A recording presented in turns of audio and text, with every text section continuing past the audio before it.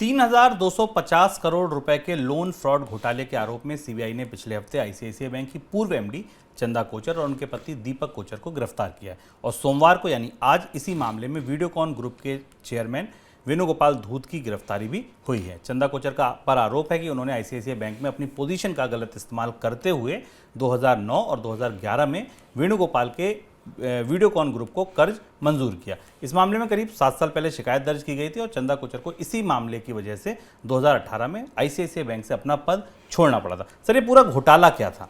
बेहद सामान्य और भारत के बैंकों में होने वाला है, भारत के व्यवस्था में होने वाला बेहद सामान्य घोटाला। इसमें कोई जटिलता, कोई कॉम्प्लेक्सिटी नहीं है शुभम। ये सामान्य तरीके से भारत के बैंक के अधिकारी या बैंक या उच्च पदों पर बैठे हुए लोग, चाहे वो राजनीतिक लोग हों, वो अपने रसूख और क्षमता का इस्तेमाल किस तरह से करते हैं, उसका घोटाला है। चंदा कोचर पद्मश्री और अवार्डेड बैंकर से अब जेल में पहुंचकर अपराधी हो गई।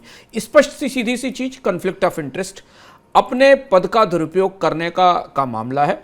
कैसे बात शुरू होती है? किस्सा यहाँ से शुरू हुआ कि आईसीआईसीआई बैंक ने 3,250 करोड़ रुपए का एक लोन वीडियोकॉन धूत की कंपनी वीडियोकॉन को मंजूर किया। उसके बाद वीडियोकॉन समूह ने कुछ शेल कंपनियों में 64 करोड़ रुपए का निवेश कर दिया, जो न्यू पावर रिन्यूएबल्स के नाम से थी, जो कि चंदा कोचर के पति की कंपनियां थी, दीपक कोचर की कंपनियां थी। बहुत ही सामान्य सी चीज़ है ये। भारत के वित्तीय परिदृश्य में आमतौर पर ज़्यादातर कंपनियों में इस तरीके के घोटाले हमें सामने बार बार आते दिखाई देते हैं।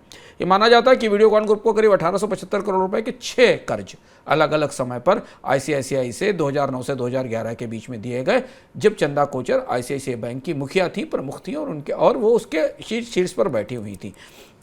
और ये सारे के सारे लोन बाद में आईसीआईसीआई बैंक के लिए नॉन परफॉर्मिंग एसेट्स में बदल गए, यानी ये सारे के सारे लोन एनपीए हो गए, गलत लोन के फैसले किए गए, बैंक का पैसा डूबा और इसमें बैंक को 1730 करोड़ रुपए का लॉस हुआ। 2019 में एनफोर्समेंट डायरेक्टरेट ने एक केस शुरू किया था, दर्ज किया था, और उसके बाद सीबीआई इसकी लगातार जांच कर रही है। और अब भारत की स्टार बैंकर, किसी जमाने में चंदा कोचर स्टार बैंकर रही थी, उन्हें गिरफ्तार किया गया है। और भारतीय बैंकों में बैंक अधिकारियों की पारदर्शिता को सुनिश्चित करने के लिए कोई प्रतिमान, कोई व्यवस्थाएं मौजूद नहीं है, क्योंकि बैंक अधिकारियों के पास, बैंक के प्रबंधकों के पास किसी भी कंपनी को फायदा देने के अकूत अधिकार होते हैं। और इसलिए हमने बहुत सारे ऐसे घोटाले सिर्फ इसलिए इस तरह होते देखें जिनमें कंपनियां अपने रसूख का इस्तेमाल करके बैंकों का इस्तेमाल करती हैं, और चंदा कोचर का घोटाला लगभग उसी तरीके का है।